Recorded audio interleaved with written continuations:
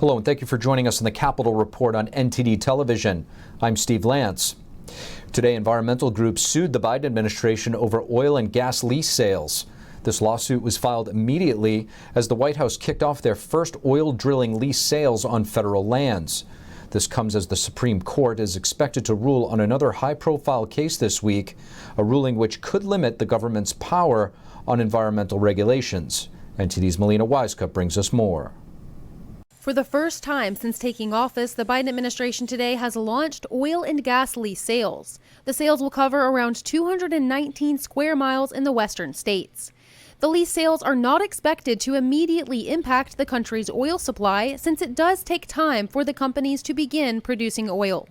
This oil and gas lease sale is a display of President Biden going back on his campaign promise to suspend oil and gas drilling on public lands and waters. Environmental groups were quick to push back, filing a lawsuit in a D.C. federal court. The 10 environmental groups are suing on the claim that the Bureau of Land Management is violating the law by ignoring the climate consequences of oil drilling. This comes as the Supreme Court is expected to rule this week on a case revolving around environmental regulations. Yeah, simply put, the Obama administration created something called the Clean Power Plan, and that was put out by the EPA.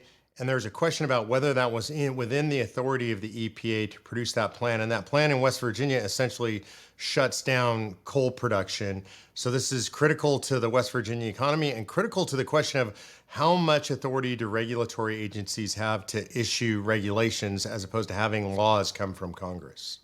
The challenge against the EPA started under the Obama administration. Then President Barack Obama launched a program to fight climate change.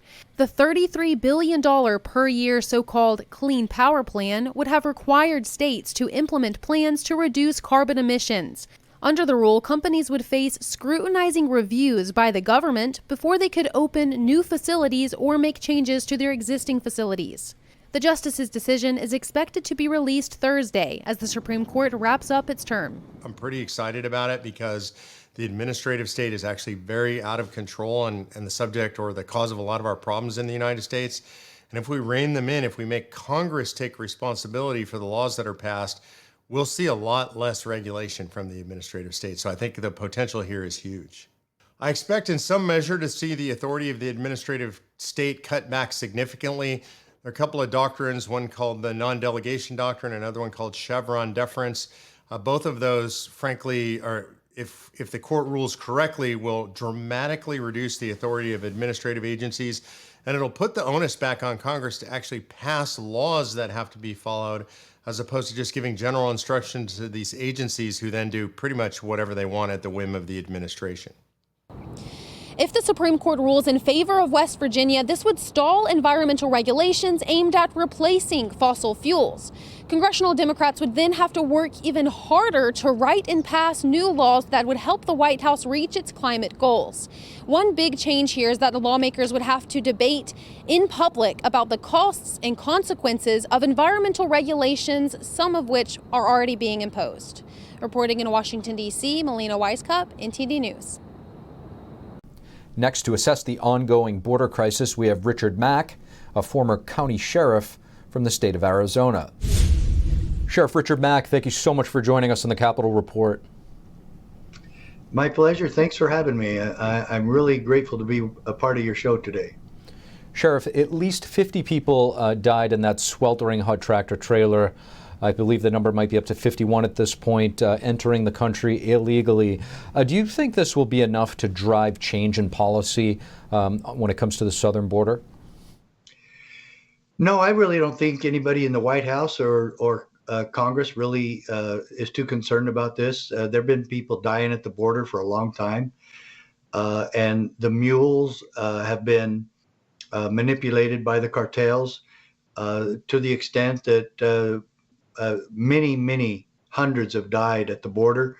As long as the coyotes get their money, and as long as these cartels get their money, that's all they care about. And as long as the Democrats are getting more voters coming into the country, that's all they care about. Obviously, Biden has not cared about the border problem since way before he was in office. He was vice president while the border was open to all of Latin America and other countries as well.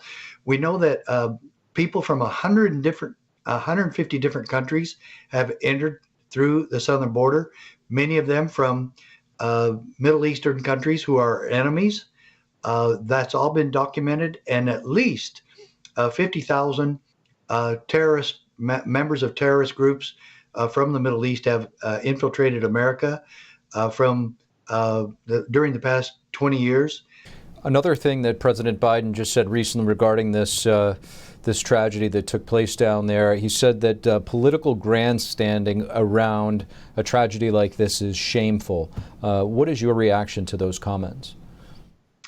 Well, I don't know who he's talking about necessarily, but he's right. I don't want to political grandstand about any of this.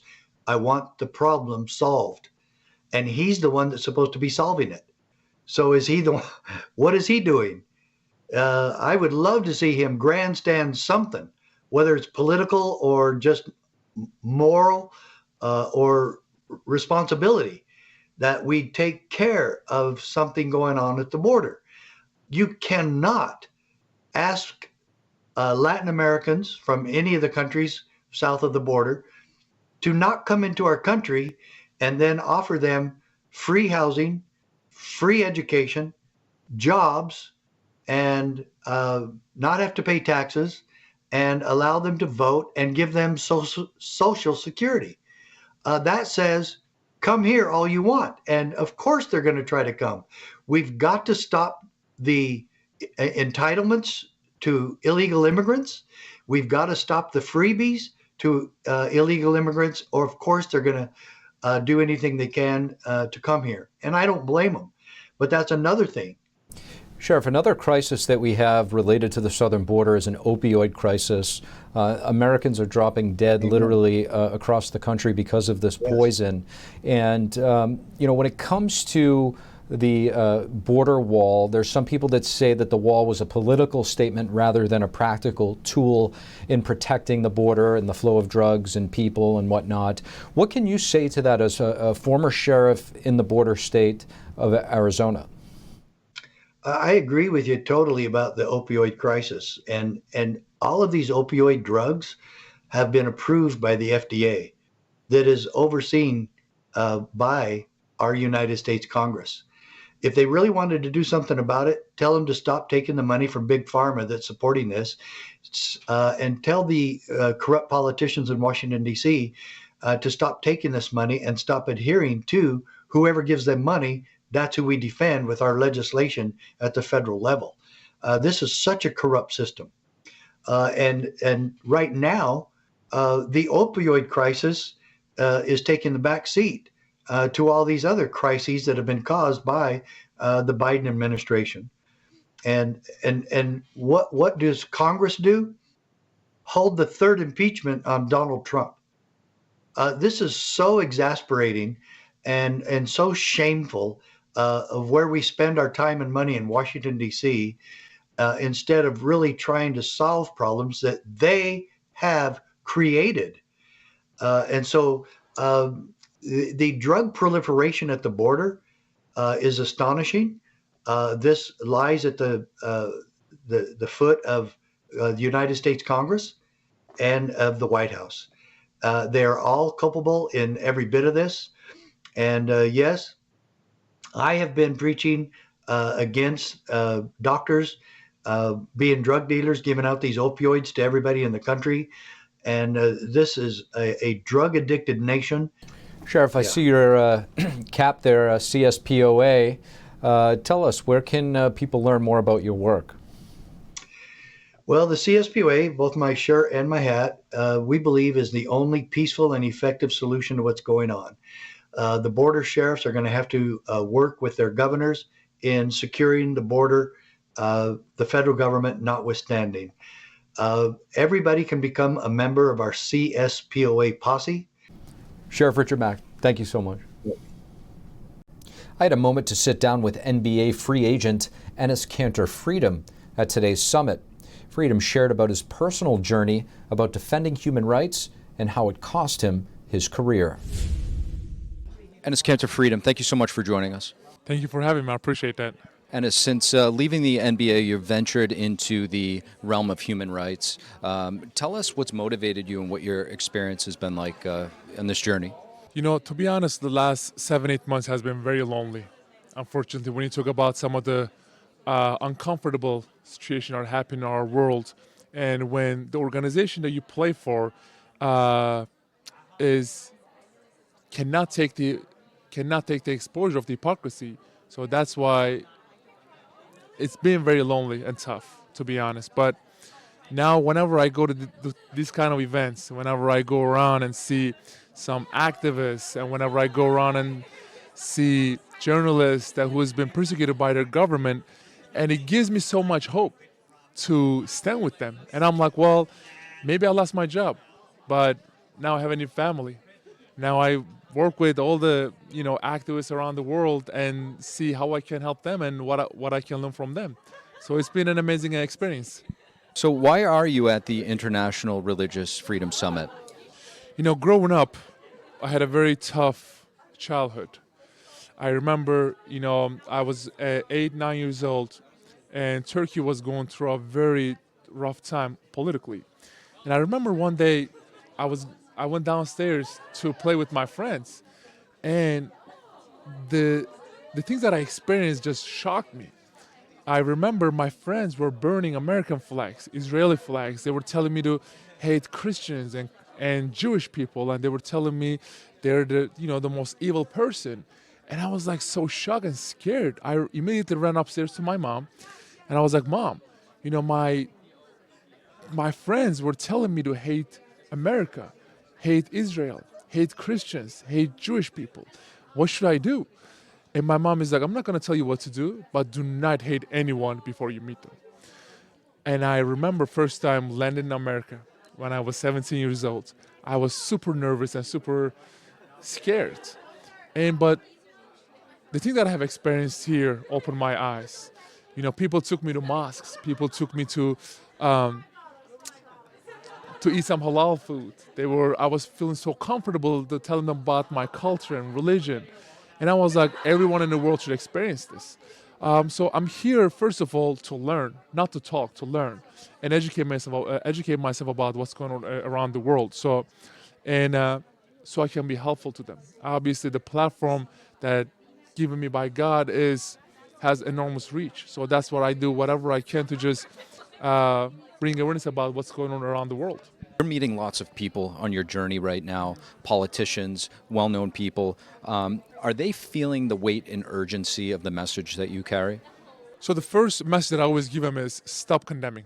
I don't need your condemning. I don't want you to feel bad. Take some actions.